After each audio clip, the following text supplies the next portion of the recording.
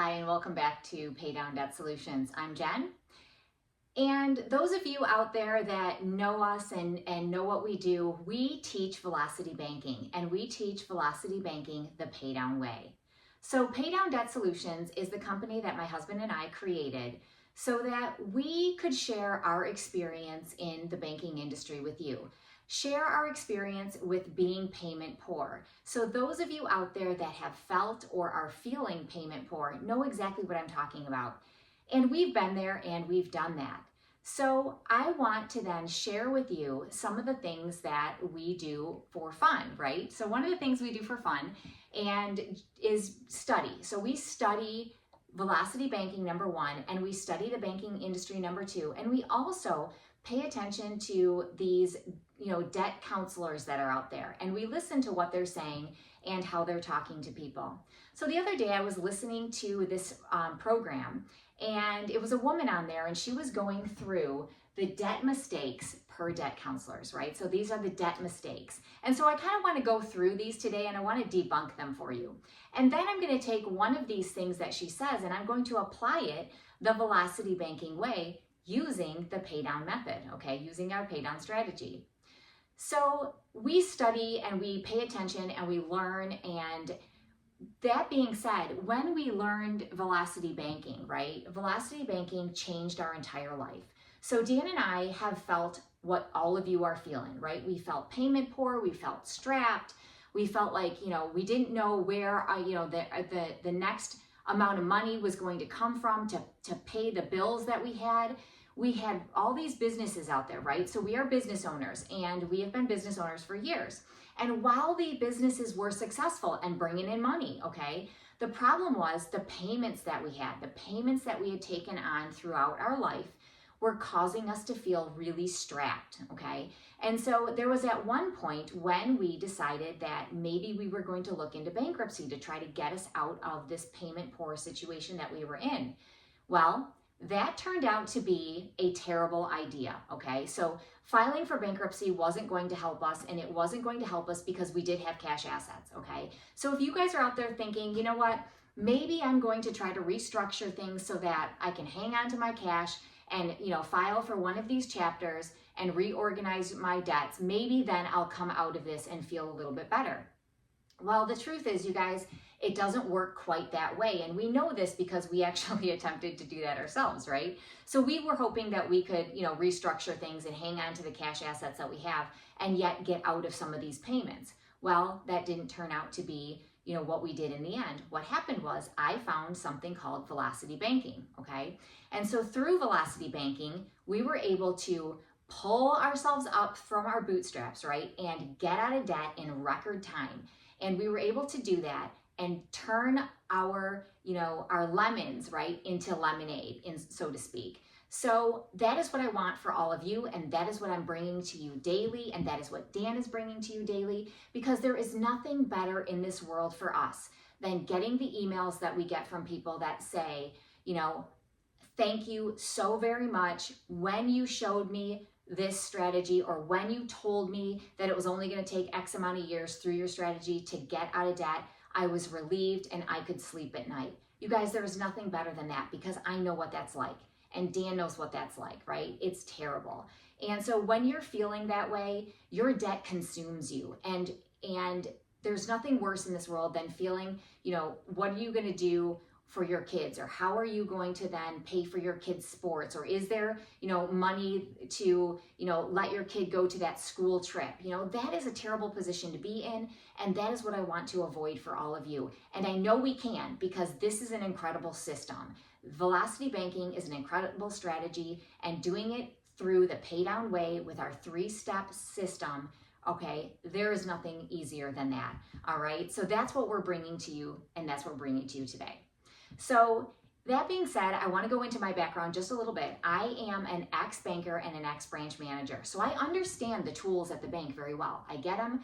I have, sold them for years, and yeah, the banks do sell you. So those people out there that think that the banks don't, that's not true. They are on a commission schedule of some sort, and they are incentivized. If it's not, a cash incentive, they are incentivized in some way for selling loans and lines and checking accounts and savings accounts and investments and all that good stuff, right? So you guys probably already know that, but I just want to make sure you do so that you're careful, because when you go in next time and you ask your bank for a line of credit and they're steering you towards a loan, or they're steering you towards that mortgage, that mortgage refi to refinance your debts and give you cash out to pay those debts, that's why, because they do have an incentive plan, and loans are always on the top of their list, right? Because if you know anything about the banking industry, they take all of that money that's on deposit, okay, all of those finances, they take them, all that money from you, and they turn around and they loan them out to other people for a much higher interest than they're ever going to give you, right? So if they're loaning out money at an 8% interest rate, yet they're giving you 0.123 on your savings account, well, who comes out better? I want to be the bank at that point, don't you? I think you do too, right? So I'm going to teach you how to, in a sense, become your own bank, right? So that you can take care of your finances and learn how to decrease the interest that you're paying that bank and get your own finances in order so that you can use the cash flow that we free for you to then start investing in whatever you want, because you're going to be able to do that by the time you're done learning.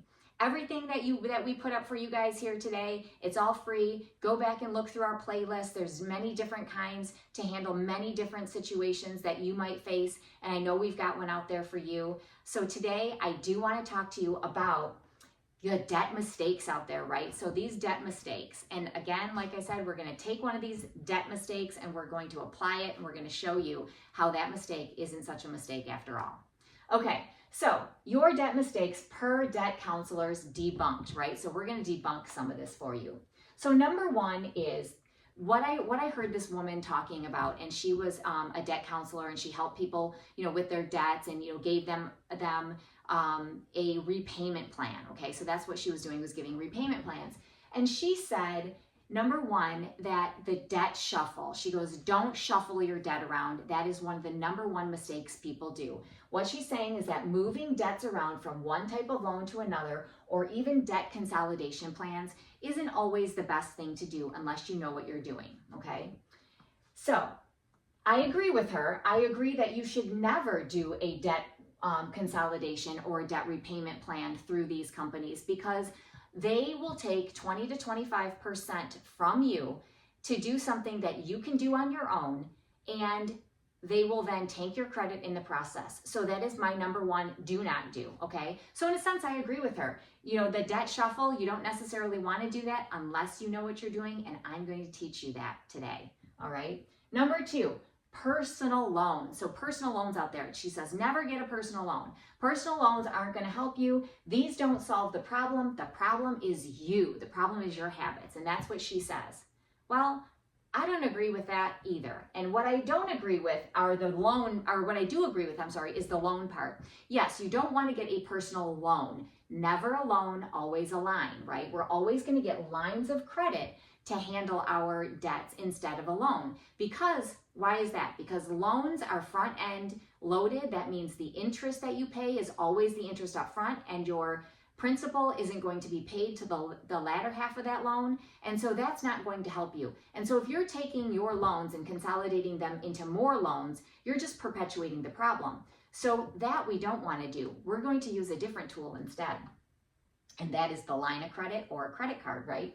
So three, getting a HE loan or a home equity line of credit, this steals your equity, they say. This steals your equity, and you will just do it all over again, okay? So that is what they claim, that if you take a home equity line of credit or a home equity loan, that you're just stealing the equity from your home, and you're not going to help yourself out because you're just going to do it again, right? That's what they say.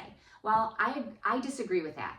I disagree with it, number one, because I think you're smarter than that, and number two, if you're going to do anything, when you pay your home equity line of credit back, you're giving yourself your equity right back. And you're going to give yourself that equity back faster than you may think if you do it right, if you do it the Velocity Banking way, okay? So this is a perfectly viable option in my book, and I think it's one of the best ones out there.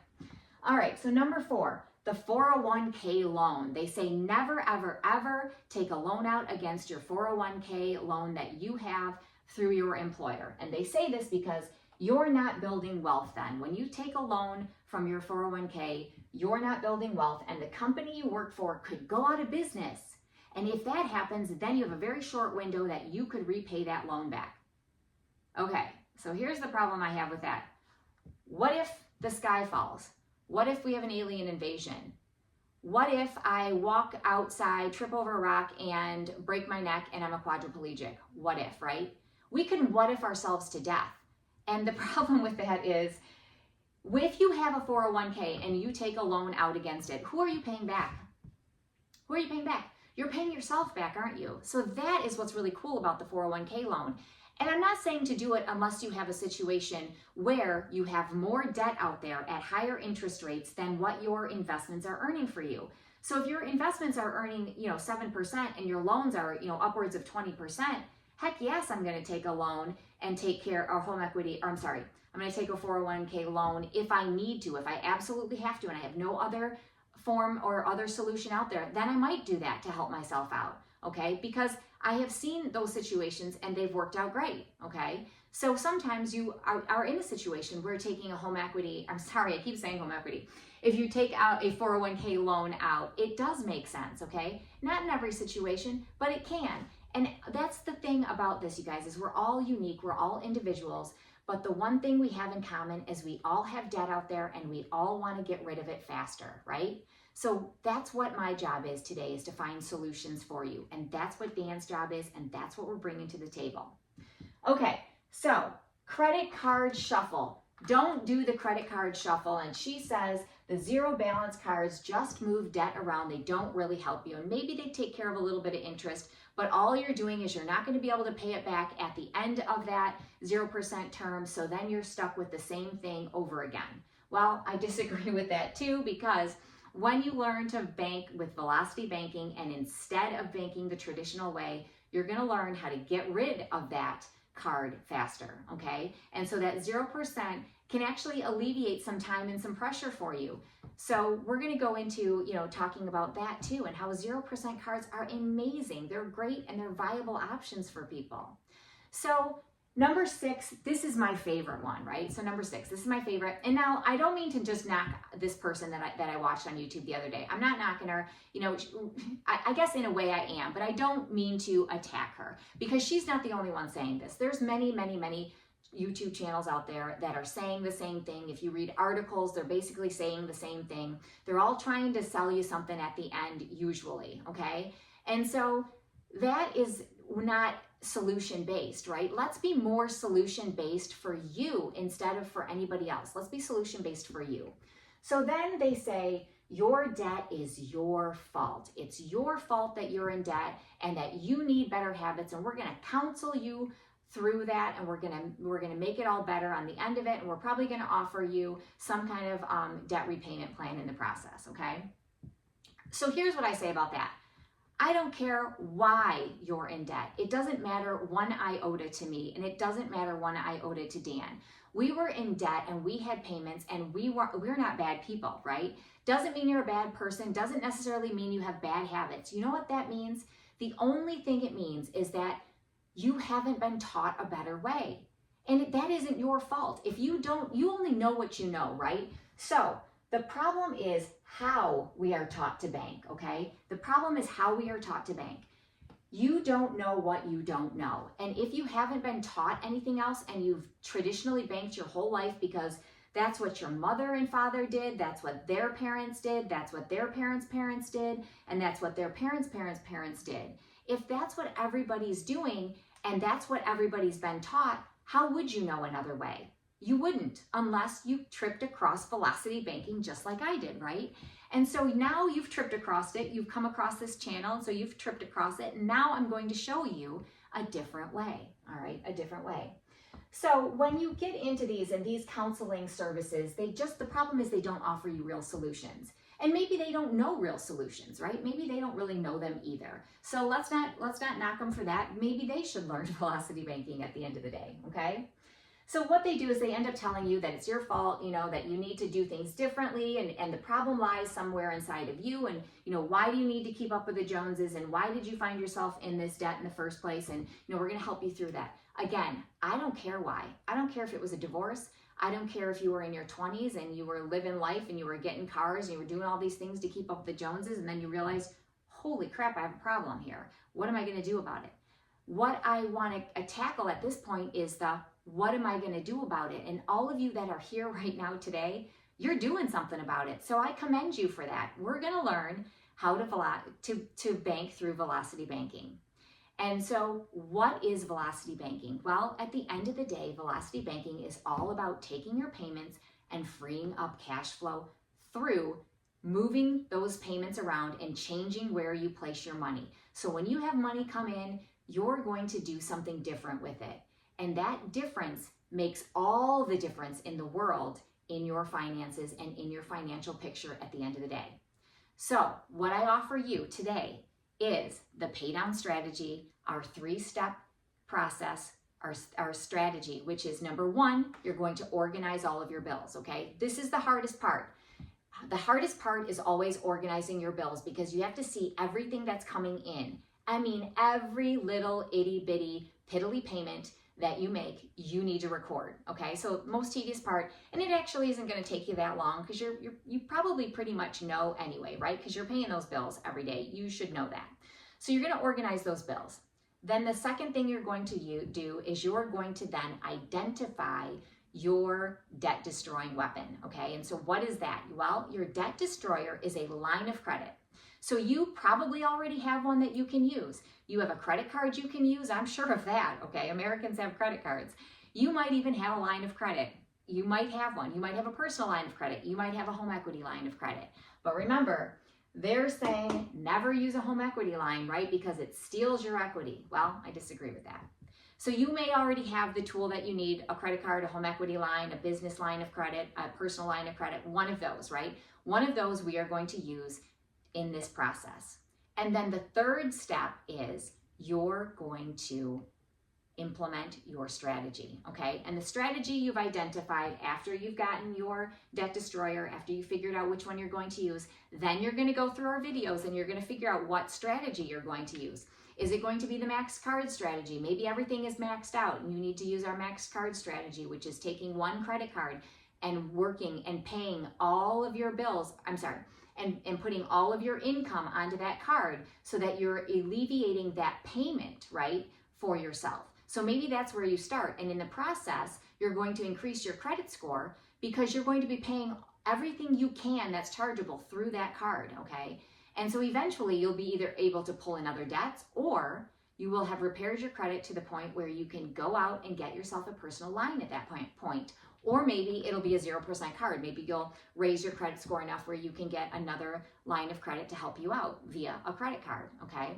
And a 0%, like we're not supposed to do, right? The 0% card at that point in time is going to do amazing things for you. Because if you can stop the interest that is accumulating on you, okay, for 12 or 18 months, that is going to be a big game changer for you. And it was for us, because that was how we started. We actually started, Dan and I started with the maxed card strategy, okay? So we started that way.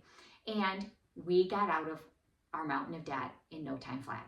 And that's what we're going to teach you guys today, okay? All right, so now we know, again, that the problem isn't what you're doing necessarily, it's how you're doing it, okay? So you guys are all paying your bills. You are doing the best you can to pay your payments, but I'm going to teach you to restructure those. So if we can restructure what you're doing with your money, that direct deposit that comes in, that's going to be a game changer for you. And that's what velocity banking is all about. So let's take a customer situation here, a customer scenario. It is a customer of ours. It's a couple. And the two of them came to us with cash flow, okay? They do have cash flow, but they wanted to alleviate some of the stress that they had with all of these debts that are out there. And they came across our channel, they watched it, and they said, you know what? Can you just kind of organize this for us and make sure that we're on the right track for things? What they didn't know is, they have a home equity line of credit, but they thought that they really couldn't use it in this case. They weren't sure how to use it, so that's why they came and they said, okay, well, how does this work? Please explain this to us, okay? So that's what we did. So let's use this home equity line of credit where we're stealing their home equity, right? Let's go into that. All right. So income is $64.60, okay? That is what they bring in a month. Their expenses, their total expenses are $58.40, okay? Which leaves them at that point with a $620 as their cash flow. So $620 is their cash flow. They have a mortgage payment out there for $1,566. So $1,566 is their mortgage payment. And then they have their debts, okay? So they have a car here at $15,860. The payment on that is $350 a month, and it is a 6-year loan. And if they pay it back, well, they're going to pay it back, right? But if they pay it back through the 6 years, it's going to cost them $4,201. That's what it's going to cost them in interest payments, okay?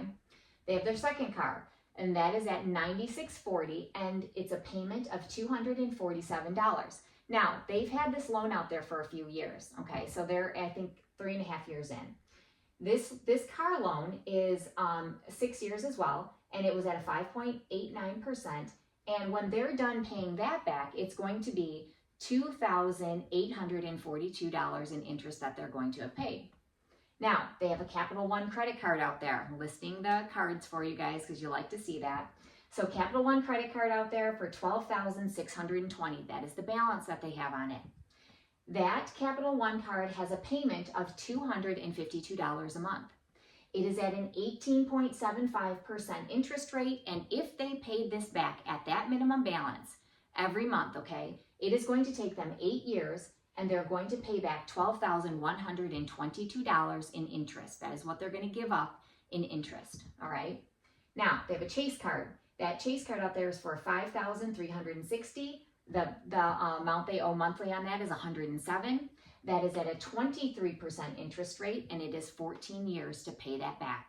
It'll take them 14 years. If they leave it at the minimum payment, that's how long it'll take them. $12,585 will be the amount that they pay back at the end of that term if they let that go. Citibank, that is the third card that they have. That is for $13,490. That is what they owe. Their payment is $270 a month, and it is 20.25%, and it is out there for 9 years. So it's a 9-year loan. And at that point, it's going to be $16,439 that they will have paid back by doing so. All right, so we have also, okay, a home equity line of credit out there. And so that home equity line of credit is listed up here. Oh, the payment on that, sorry guys, it is the payment on that home equity line. Let's see, what is it? $252. Okay, so it's $252. And this is interest only. So this line of credit is interest only, and it's $252. All right, so that being said, all of them total, okay, so the total on this is $56,970 is the total debt, okay, including that home equity line of credit that they have. They then have these add up to $1,226, not including the mortgage, and then the interest that they will have paid back by the time this is all termed out will be $48,189. Now, enter Velocity Banking, okay? Enter Velocity Banking, and we are going to do things different for them and see if we can save them from the $48,000 that they would have paid if they let things go like they are, okay? So what we did for them, okay, is we rearranged some things. We know that their home equity line of credit was 28, and that was maxed out. They actually went back to their bank after it's been a couple years. They went back to their bank, and they were able to now get a home equity line of credit, which the limit is now $79,600, okay? So they had more equity that available to them after a few years, okay? And even though their home equity, their current home equity is at $28,000, a few years have passed, they went back, looked at this again, and so now they were able to get a line for a little bit larger at $79,600, okay? Which means right now they have $51,600 that is available to them. So we're going to pay off some debts for them, right? So this is where we're going to consolidate debts but we're going to do it for ourselves this time and not let a debt consolidation or repayment plan take a look at our stuff, okay? And in this case, they wouldn't really have to do that because they do have cash flow, but they're tight and they want that alleviated, right? They want to release that from their back. They want to get rid of this burden. And so they want to be able to invest more. There's more they want to do with their money. They wanted to, they actually wanted to buy some gold and silver. And so, but they just feel like they can't do enough with what they have. Not only that, we all know that every month something crops up. You have to pay for something extra. So that whittles this down and whittles this away every single month, which we know, right? So we're going to take care of some of these debts. So what did we do? We are then paying off this car loan here. We're paying the Capital One card here. We're paying the Chase card here. And we're paying the Citibank here, okay? So when we do this, it changes our picture, okay? So now our new expenses are going to go from $58.40 to $48.61, okay? So in paying those off and putting those into our line of credit, it's going to change our expenses to $48.61. Because why? Why is that? Because when we pay these off, these come back to us then as cash flow, right? So it comes back to us in cash flow. We no longer owe these. The only thing that we're going to have to owe is the interest then on that line of credit. That line of credit is sitting at 11.25%. So that's the line of credit interest rate. So here's what we do. We take our $47,330 because that's what these debts add up to with the 28. There will be $47,330, okay? We put in our income. This is where we park our paycheck, right? So I talked about paycheck parking. We're gonna park our income right onto that line of credit. So what does this actually look like, okay? So just like the video I did the other day, this looks like this. Money is direct deposited into your checking account. From that checking account, you make a payment to your line of credit for the entire amount of your direct deposit. Make a payment for that amount. So that amount then drops your line of credit to, in this case, $40,870, because we just then dropped our interest rate, right? So now I talked to you earlier about how loans are all front end loaded with that interest. Well, lines of credit are not.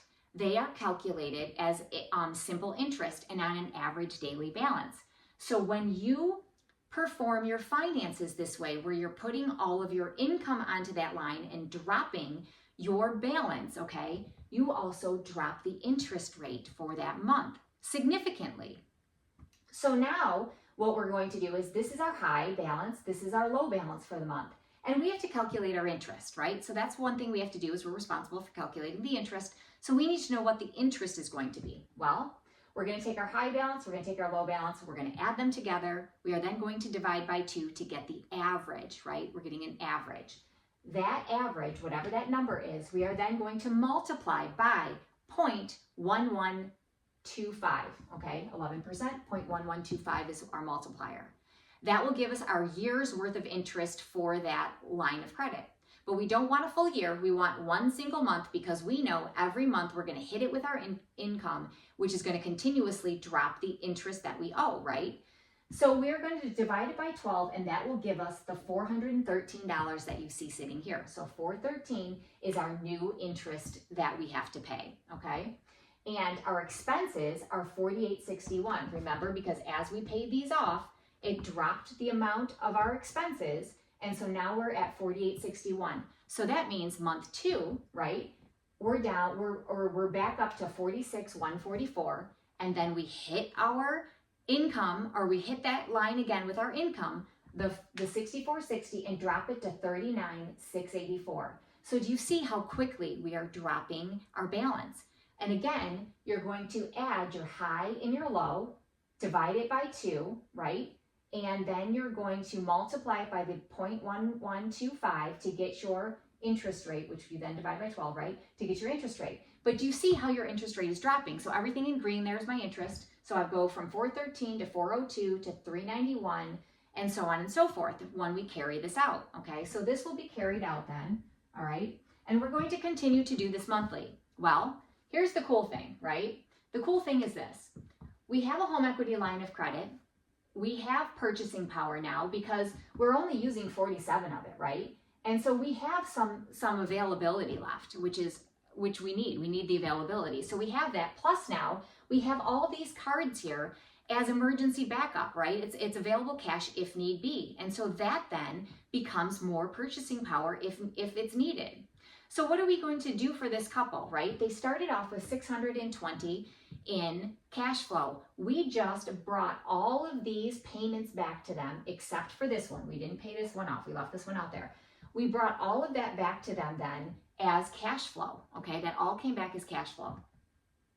And so that being said, all right, and I'll back up for a second. The reason we didn't pay off part 2 was because, number one, the $47,000, we don't want to take you all the way up to your limit on your line if we don't have to, okay? And really there was no reason to, because we didn't owe a whole lot. We didn't have a whole lot of interest left on this, plus she'd been in it for 3.5 years. So we know that we're just going to tack that on to whatever our number is at the end, and we're okay with that at this point, because we still want to have some wiggle room, okay? So here's what happens. I'm going to reveal what the numbers turn out to be, okay, after doing this the velocity banking way. So we have been able to get ourselves out of these expenses, right? It took them 31 months. It will take them 31 months to do this, which is no time at all, right? So that's what, 3 years? It takes 3 years to get rid of all of this debt, okay? And it cost them $71.30 in interest, okay? To put these 4 loans into that line of credit, it cost them $71.30 in interest. But don't forget, we do have to add this back in. So the total that it's going to cost them is $9,972. That is a far cry from the $48,189 that they would have paid had they been continuing on and doing the traditional banking way. You guys, you don't know what you don't know, right? And that's why I'm so glad all of you are here listening and learning, because I didn't know and Dan didn't know what we didn't know until we found Velocity Banking. But now we're doing things differently, and that has changed the trajectory of our entire lives, just as I know it's going to change things for you. Again, there is nothing better for me and there is nothing better for Dan than hearing people say, I can sleep at night now. I am so de-stressed now from learning this and figuring out that I don't have to spend 15 years in debt like this, that it might only take me 4 years or 3 years or 2 years or 7 years, depending on what the situation is, right? But it's a far cry from paying everything the traditional banking way because you didn't know. Well, now you know. And now I hope you do things differently. Thank you all for stopping by. I hope you like it and I hope you subscribe, and I will see you next time. Have a great day.